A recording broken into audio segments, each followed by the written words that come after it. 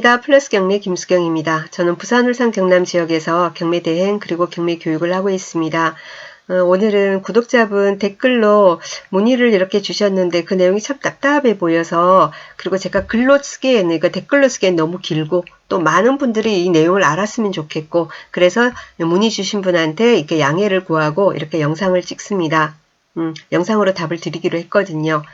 안녕하세요. 배당에 관해서 문의드립니다. 저는 확정일자 전입신고 등 대항력을 갖추고 있는 선순위 임차인입니다.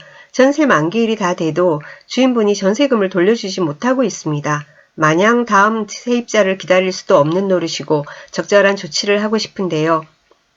내용증명등도 소용없고, 내용증명은 소용이 없어요. 법적으로. 법적 효력이 없습니다. 최후의 경매까지 추진되었을 때 제가 배당 요구를 하는 게 이득인지 아닌지 여쭙고 싶습니다. 그 이유는 주인이 구매할 때는 3억의 빌라를 샀고 저는 지금 2억 6,500의 전세로 있습니다.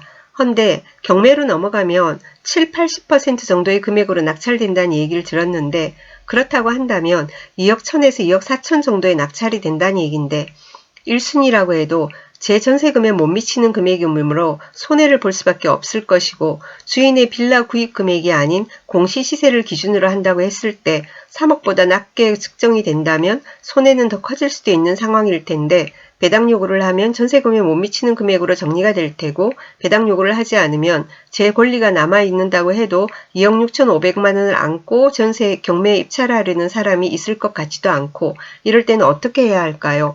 그리고 만약 배당 요구를 해서 전세금보다 낮은 금액으로 정리가 된 이후에는 받지 못한 나머지 금액을 보상받을 다른 방법이 있을지 문의드립니다. 감사합니다. 하셨는데요. 답을 한번 해볼까요? 주인이 구매할 때 3억 정도의 빌라를 샀다고 합니다. 지금 시세는 알 수 없지만 지금 시세를 3억이라고 우리가 가정을 합시다. 그리고 이 사람이 2억 6,500의 전세로 있습니다. 그죠? 전세금을 못 내주고 있어요.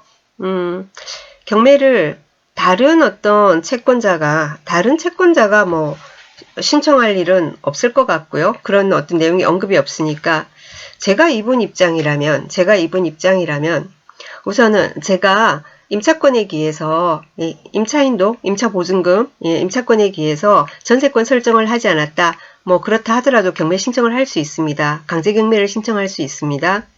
임차 보증금 반환 소송을 통해서 승소 판결문을 가지고 강제경매를 신청하는 겁니다.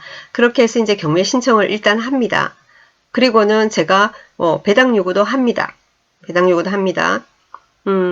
시세가 3억이라면, 현재 시세가 3억이라면 2억 지금 6,500 이 사람 선순위 임차인이 경매 신청을 했다 이러면은, 다른 사람 입찰, 글쎄요, 그 빌라가 굉장히 입지가 좋고 해서 3억이 시세야? 내가 한 2억 7천 정도에 사볼까? 2억 7천, 한 10%만 싸게 잡을까? 이런 사람이 있다면은 감사할 노릇이죠. 그죠? 그런데 안 들어올 수도 있죠. 빌라고 이러니까. 아파트가 아니라 빌라니까. 일단은 경매 신청을 하시고요. 경매 신청을 하시고 입찰일에 입찰을 하십시오. 본인께서 낙찰을 받으세요. 다른 사람, 예를 들면 이제 금액을, 본인이 지금 2억 6,500이잖아요. 그렇지 않습니까? 그러면은 뭐 다른 사람이 뭐 2억 7, 8천 들어올 것 같으면은 말고요. 그래도 안 들어올 수 있으니까 2억 6,500 뭐 본인 그 돈, 그걸로 저 같으면은, 그리고 또 경매 신청할 때 경매 비용도 뭐 내고 하잖아요. 그래서 2억 6,500에서 2억 7천 선 이 정도로 1차 3억에 이제 시세가 3억이면 감정도 예를 들어 3억이 됐다 이러면 3억 할 때 1차에는 입찰하면 안 되겠죠. 한 번 유찰되고 나서, 한 번 유찰이 되면 지역에 따라서 20% 내려가서 2차 그 최저가가 2억 4천일 때도 있고, 또 지역에 따라 30% 내려가는 지역도 있죠. 그러면 30%가 내려가면 2억 1천이에요. 그죠? 자, 그렇게 됐을 때 일단 2차 입찰일에 내가 입찰을 하는 겁니다.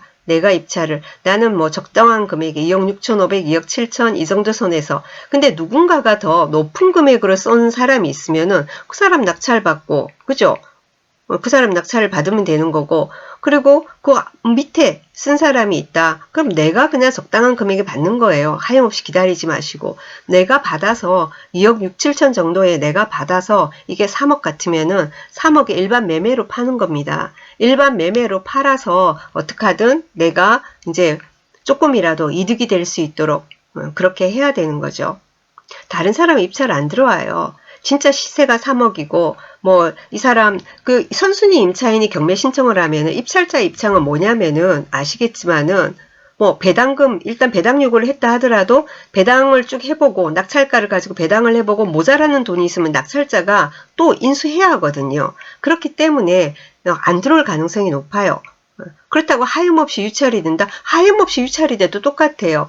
결국은 선순위 임차인 경매 신청 사건, 그리고 경매 뭡니까? 배당 요구하고 경매 신청한 사건 같은 경우에는 선순위 임차인이 받을 돈이 2억 6,500이라면은 배당으로 2억 6,500을 받건 아니면 배당으로 다 못 받으면은 무조건 나머지는 다 낙찰자 인수예요. 결국은 2억 6,500이란 돈이 만들어져야 되는 거예요.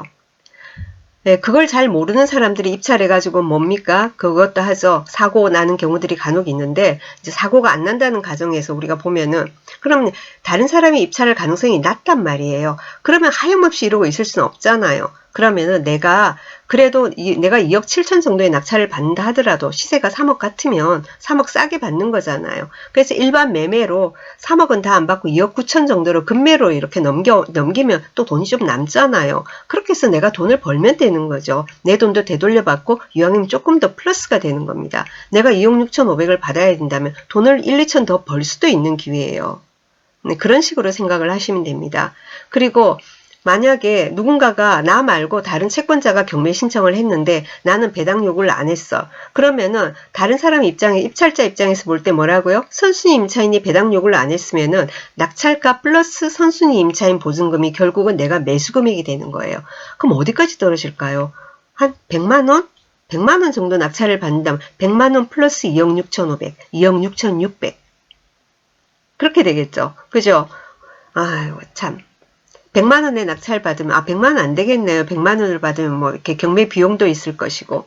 그래서 이런 경우는 내가 배당 요구를 하느냐 안 하느냐의 문제가 아니라 제가 이 질문자의 입장이라면 제가 그냥 답답하니까 시간만 가고 이렇게 있을 수는 없으니까 그러니까 지금 임차권 내 임차 보증금이 있잖아요. 확정일자도 받고 했으니까 일단 법원 앞에 법무사 쪽을 가셔서 뭐냐면은 이거 그 보증금 반환 소송을 해달라고 하세요. 그래서 그 승소문이 나오면 그걸 가지고 또 경매 신청을 해달라고 하십시오. 강제 경매 신청을. 예, 그렇게 하시고요. 또 뭐 배당 요구도 하고 다 하고요. 그렇게 해가지고는 1차에는 입찰하지 마시고 2차 정도로 이렇게 떨어졌을 때 다른 사람 입찰 안 할 거예요. 시세 3억이고 선순위 임차인 2억 6,500이면 그러니까 내가 그냥 받으세요. 내가 그냥 받고 그러고 나서 그거를 일반 매매로 팔아서 돈을 조금 더 벌고 그렇게 하십시오. 그리고 뭐 여기 뭐 만약에 내가 다 못 받게 된다면 나머지 금액을 보상받을 다른 방법이 있을지 나머지 금액을 다 못 받을 일이 없어요. 무조건 2억 6,500이 아니면은 경매가 없어져 버리든지 이게 엉망이 되니까 내가 그냥 금방 말씀드린 대로 내가 낙찰 받아서 매매로 파는 게 제일 낫습니다. 그런데 그거하고도 별개로 이런 부분이 있어요. 전세금보다 나머지 못 받은 금액. 요번 케이스만이 아니라 다른 어떤 케이스에 보면은 대항력이 없는 임차인 같은 경우에는 대항력이 없는 임차인입니다. 이분 케이스가 아니에요. 예를 들면 보증금이 내가 4천만 원 들어 있었는데 최우선 변제 이렇게 했는데 뭐 예전에는 뭐 보증금 뭐죠? 뭐 3천만 원 이하일 때 1,400 뭐 받는다든지 지방 같은 경우 막 그런 거 있거든요. 그렇게 해서 내가 받을 돈을 예를 들면 다 못 받았다. 계산하기 편하게 5천이랄까요? 5천만 원을 받아야 되는데 내가 2천만 원밖에 못 받았다. 자, 그러면은 나머지 3천은 어떻게 하느냐? 그거는 그 소유주가 다른 재산이 있는지를 봐야죠.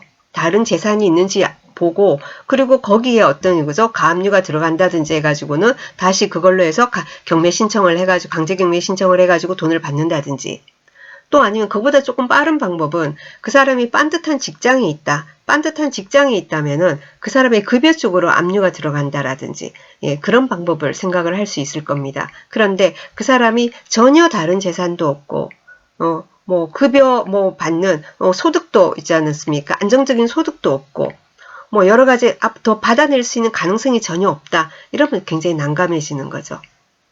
그죠? 예, 그래서 여기 이분 같은 경우에는 제가 나머지 정리를 하겠습니다. 시세하고 전세가하고 너무나 근접해 있어요. 너무나 별로 차이가 안 나요. 이런 경우에 경매를 넣어도 다른 사람이 내 전세금보다 높게 낙찰받을 가능성이 희박합니다. 그러면은 내가 그냥 낙찰을 받아서 일반 매매로 팔아서 그 차익도 보고 내 돈도 되돌려받고 그런 식의 어떤 방법을 찾는 게 가장 최선이 아닐까 하는 생각을 합니다. 좀 도움이 되셨는지요? 얘기가 좀 두서가 없었던 것 같은데. 자, 오늘 여기까지 하겠습니다. 감사합니다.